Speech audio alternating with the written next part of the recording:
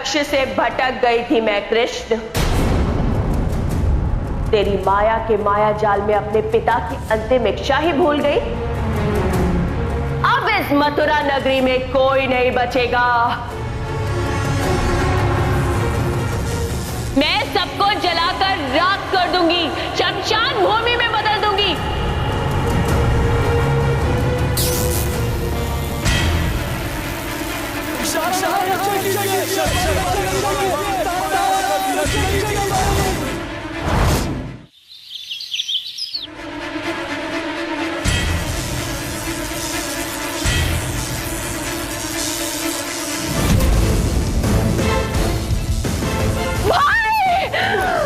कृष्ण, तूने मेरे भाई को मारा ना, मैं अभी तुझे इसी क्षण अपने आकाशीय विद्युत प्रवाह से जलाकर भस्म कर दूंगी।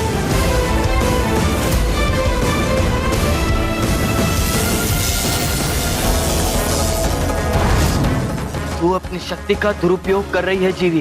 तूने मेरे पिता की हत्या की है, मेरी माता का वध किया है, मुजबोध को अनाथ बनाया है तूने, हमारे असुर कुल को समाप्त किया है तूने। छोड़ूंगी नहीं मैं तुझे।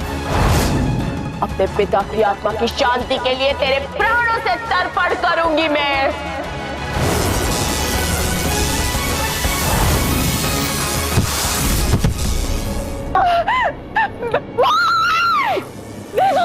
भाई, भाई क्या हुआ तुझे? भाई क्या हुआ? मैं अपने भाई के प्राण नहीं ले सकती। मेरा आकाशीय विद्युत प्रवाह मेरे भाई का काल नहीं बन सकता। तुझे कुछ नहीं होगा मेरे भाई, मैं तुझे कुछ नहीं होने दूंगी।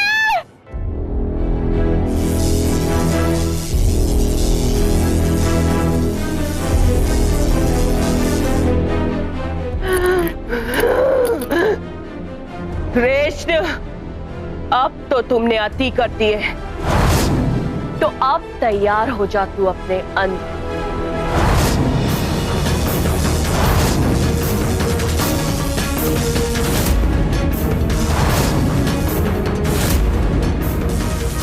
अति किसने की है और अंत किसका होगा, ये तो समय ही बताएगा जीवी। तूने मनुष्यों का आखेट कर अपने पाप को इतना बढ़ा दिया है जीवी कि तेरा इस संसार में जीवित रहना ही लज्जा का विषय है। तू संपूर्ण नारी जाति का कलंक है जीवी, संपूर्ण नारी जाति पर।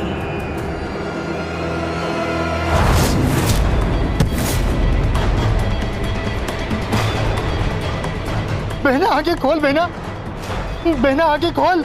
बहना क्या हुआ बहना? बहना आगे खोल बहना। दुष्ट! नहीं दाऊ, मत रोको मुझे खाना, मार लेने दो मुझे इन्हें, अस्तित्व मिटा लेने दो। इन असुरों को मारने के लिए इससे अच्छा अवसर मुझे कभी नहीं मिलेगा। मैं सम्मान करता हूं आपकी भावनाओं का दाऊ, परंतु ऐसा करना उचित नहीं होगा। असुरों को मारने में क्या अनुचित हो सकता है? क्रोध त्यागिए, तब तो कुछ कहूं। कहो, क्या कहना चाहते हो? मात्र इतना ही कि ये दोनों अपने स्वार्थ के लिए पाप के भागी बने। अब इस शोक की घड़ी में आप इन पर प्रहार कर पाप क्यों करना चाहते हैं दाऊ? कान्हा सही कह रहा है बलराम। सृष्टि का नियम है, जैसी करनी वैसी भरनी। मुझे ऐसा नहीं लगता है। पर नियमों से तो सहमत होगे ना दाऊ? युद्ध शास्त्र के नियम निर्धारित करते समय महाराज मनु ने यह स्पष्ट निर्देश दिए हैं कि युद्ध तभी करना चाहिए जब दोनों पक्ष आमने सामने रणभूमि में रण मुद्रा में खड़े हो, निहत्थे, असहाय और दुखियों पर वार करना वर्जित है। हाँ कान्हा, नियमों का बंधन बहुत ही बड़ा बंधन होता है, बहुत ही बड़ा। आगे बोलो बहना। बहना क्या हो गया बहना? तू नहीं रहेगी तो मैं जीवित नहीं रहूंगा बहना। बहना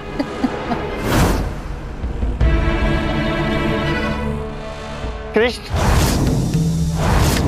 क्या कर दिया तूने मेरी शक्तिशाली बहन को? पहले विष्णु के रूप में तूने मेरे माता पिता को मारा और मुझे अनाथ किया, और अब मेरी बहन को मार के मुझे फिर से अनाथ किया।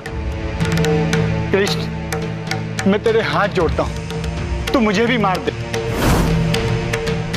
मेरी बहन के बगैर मैं नहीं जी सकता। अब मुझे खाना कौन देगा? वही तो थी जो मेरा ख्याल रखती थी, मेरी इच्छाओं का ख्याल रखती थी। जब वो नहीं तो मैं क्या करूंगा? तू मेरा भी वध कर दे कृष्ण, तू मेरा भी वध कर दे, मुझे भी मार दे। विद्युत, प्रत्येक जीव की आवश्यकता की पूर्ति और व्यवस्था वो विधाता करता है, जो इस सृष्टि का रचयिता भी है, और वही पाप और पुण्य का लेखा जोखा भी करता है। मैं जानता हूं कृष्ण कि भूख को मिटाने के लिए मैंने और जीवी ने बहुत सारे पाप किए, और मैं तुमसे प्रार्थना करता हूं कि तुम मेरे पापों का मुझे भी दंड दो, जैसे मेरे माता पिता को दिया, जिसे जीवी को दिया, वैसे मुझे भी दो कृष्ण, मुझे भी दो, मुझे भी दंड दो कृष्ण, मुझे भी दंड दो।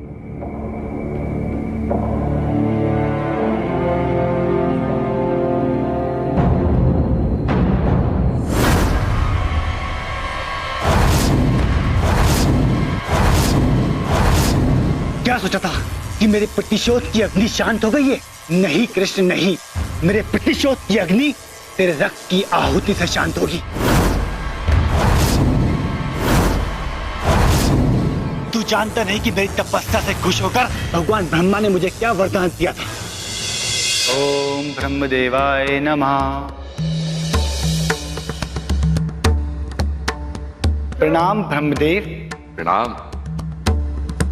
तुम्हारी तपस्या पूर्ण हुई वत्स, मांगो, क्या मांगते हो? ब्रह्मदेव, आपने मुझे पैर नहीं दिए, मुझे दिव्यांग बना दिया, मेरी शक्ति आधी कर दी। अब मेरी भुजाओं में ऐसी शक्ति भर दीजिए कि अगर मैं अपनी भुजा से किसी को भी जकड़ लूं तो उसकी हड्डियां चूर चूर हो जाए। मेरी भुजाओं से मेरे नाम के अनुरूप ऐसी विद्युत तरंगे निकले कि मेरे आखेट को भून डालें। त्रिदेवों को छोड़कर तुम जिसे भी जकड़ोगे वो जीवित नहीं बचेगा। प्रणाम।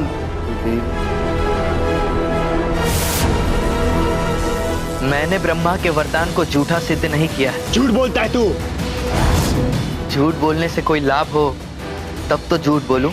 तू मेरी पकड़ से बचने का लाभ लेना चाहता है, पर अब बच नहीं पाएगा तू। मैं बचने का लाभ नहीं लेना चाहता विद्युत, तुझे सत्य से परिचित कराना चाहता हूँ कि तूने ब्रह्मा के वरदान को झूठा समझ लिया। तुम सत्य का पाठ मुझे मत पढ़ा कृष्ण।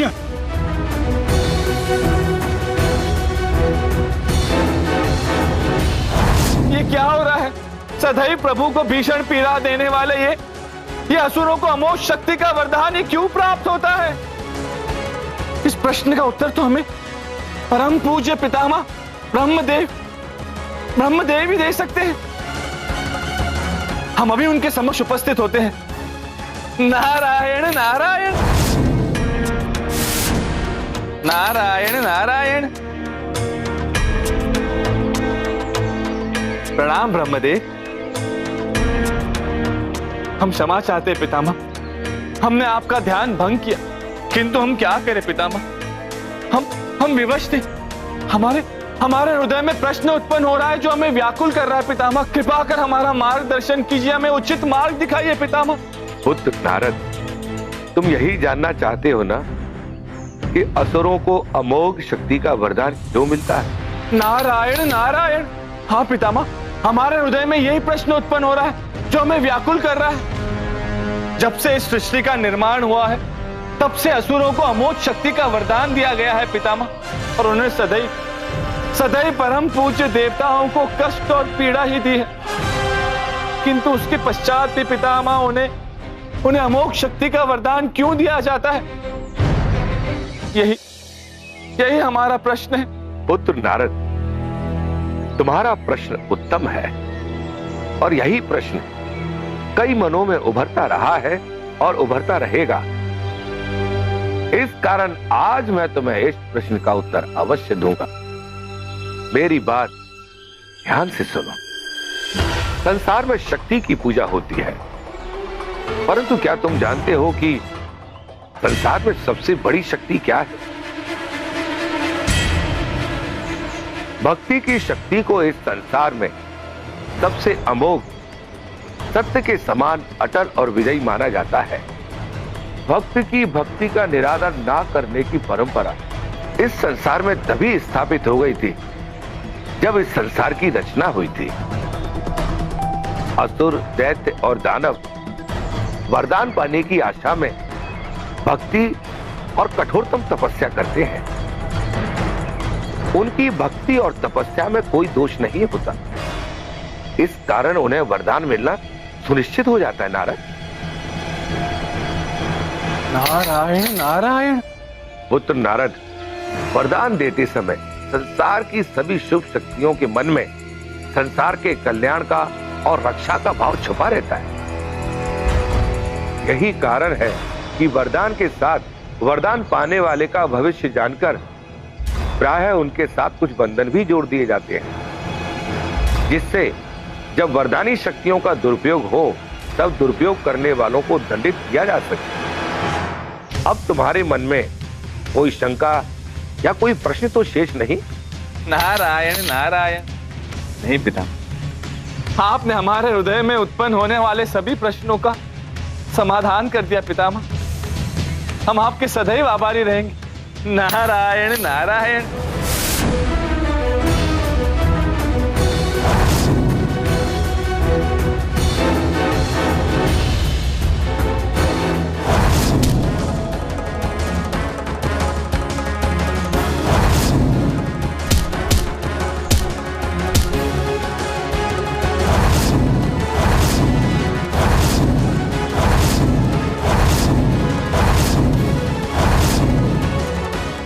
असुरक्षा का भाव जीव के लिए अत्यंत ही घातक होता है। घबराहट में वो उससे ऐसे कार्य करा देता है जो स्वतः उसे क्षति के द्वार पर ला खड़ा करता है। जैसे तुम्हारे भीतर असुरक्षा का ऐसा भाव था कि तुम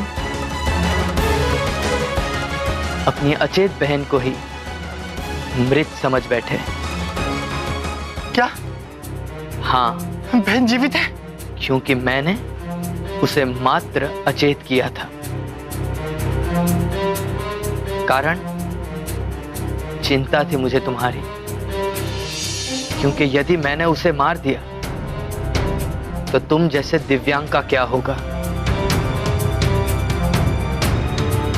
बहना जीवी,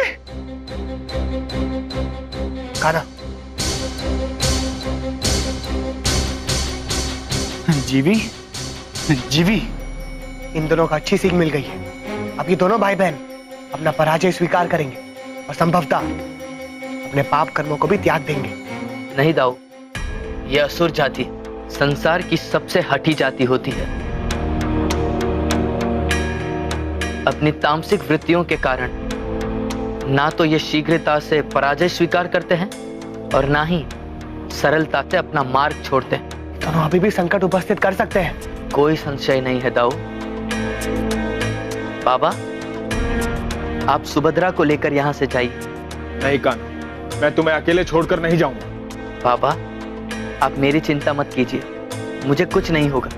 परंतु यदि आप यहां रहेंगे तो संकट की आशंका बनी रहेगी। और दूसरी बात, बड़ी ही कठिनाइयों से सुभद्रा सुरक्षित बच पाई है। इसलिए मेरा आपसे निवेदन है कि आप यहां से चले जाएं। ठीक है कान, सुभद्रा का जीवन अमूल्य है, मैं जाता हूं।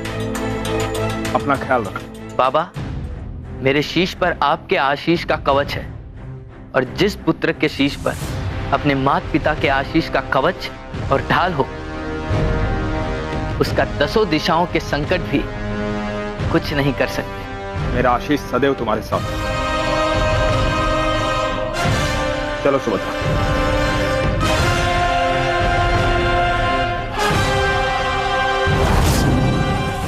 जीवी, मौत का भय अपने मन से निकाल देना और सिर्फ उद्देश्य याद रखना कि हमारा लक्ष्य हमारे पिता के घोर शत्रु को यमलोक पहुंचाना है।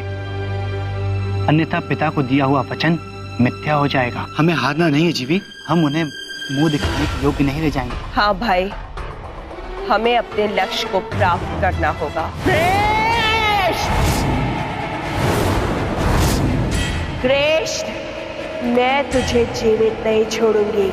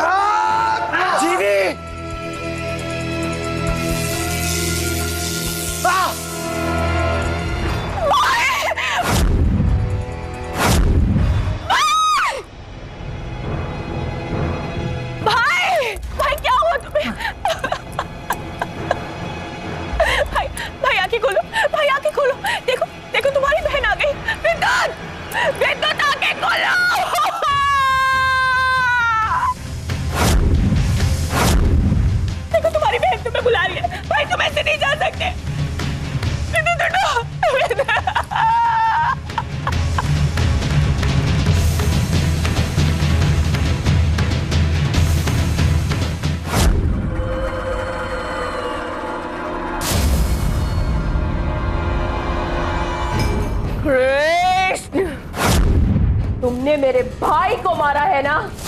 अब तू मेरे प्रकोप से नहीं बच सकता। मैंने तेरे भाई की हत्या नहीं की है जीवी, तूने स्वयं ही अपने भाई की हत्या की। तू स्वयं ही है अपने भाई की हत्यारिन। झूठ बोलता है तू। सत्य कह रहा हूं मैं दिव्यांगों पर प्रहार नहीं करता। युद्ध नीति का भली भांति ज्ञान है मुझे और उसका पालन भी मैं भली भांति करता हूँ। झूठ बोलता है तू, हत्यारा है मेरे भाई का। तेरे बड़े बड़े दर्शन से सत्य झूठ में नहीं बदल जाएगा। तू मेरे प्रकोप से नहीं बच सकता। मार डालूंगी मैं तुझे। अपने भाई के शव पर तेरे प्राणों की बलि चढ़ाऊंगी। मेरी असुरी शक्ति का प्रकोप देख।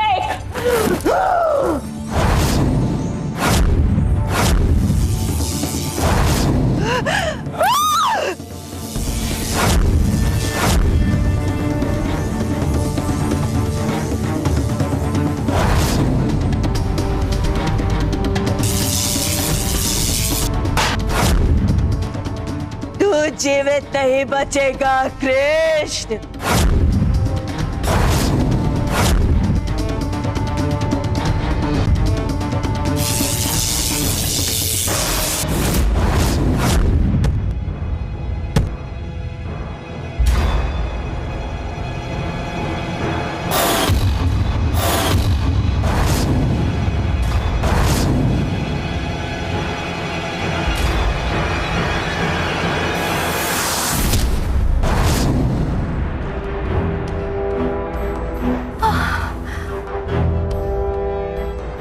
कृष्ण, मेरा अंतिम समय आ गया है। मृत्युशैया पर पड़ी जीवी की अंतिम इच्छा नहीं जानना चाहोगे? अवश्य कहो।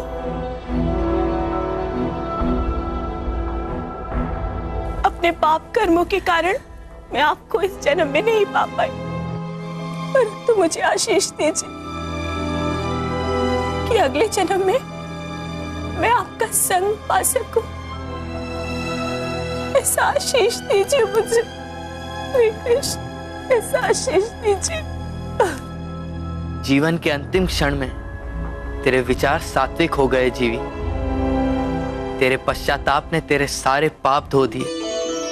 इसीलिए मैं वचन देता हूं कि किसी एक जन्म में तू मेरी प्रिय अवश्य बनेगी और इस जन्म में भाई बहन के अमर प्रेम के रूप में तुम दोनों का नाम अवश्य याद किया जाएगा। मुझे क्षमा कर दीजिए। मुझे क्षमा कर दीजिए कृष्ण।